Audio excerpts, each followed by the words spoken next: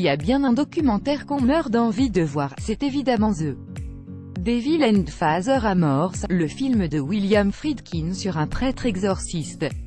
Et apparemment, c'est le début d'une grande aventure cinématographique. Depuis que James Wan a fait son Conjuring, les Curtons sont de retour en force dans le cinéma d'horreur américain. En créant un univers étendu sur la base des enquêtes du couple Warren, Wan vient de réaliser quelque chose d'inédit dans l'industrie. Utiliser les méthodes des gros studios pour les blockbusters, mais sur des films de terreur à budget plus modeste. Et ça a l'air de lui réussir quand on voit ce qui est en projet.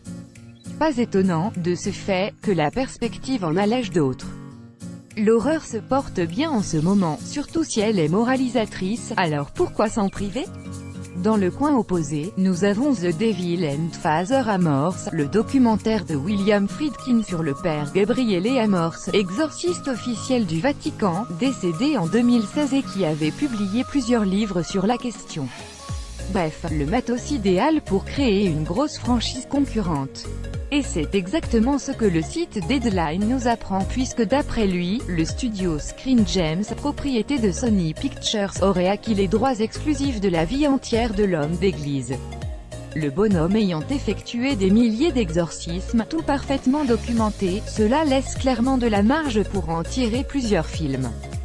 C'est d'ailleurs bel et bien ce qui est prévu puisque le grand plan de Screen Gems consiste justement à en faire une franchise capable de concurrencer Conjuring sur son propre terrain, le studio ayant également acheté les droits des deux célèbres livres du père Amorth, En Exorcist Tale History et En Exorcist More Stories. Bref, va falloir se préparer à voir débarquer pas mal de curés sur nos écrans dans les prochaines années, même si, dans le fond, cela n'aura rien à voir avec le documentaire de Friedkin. Franchement, on ne sait pas si on est prêt pour ça.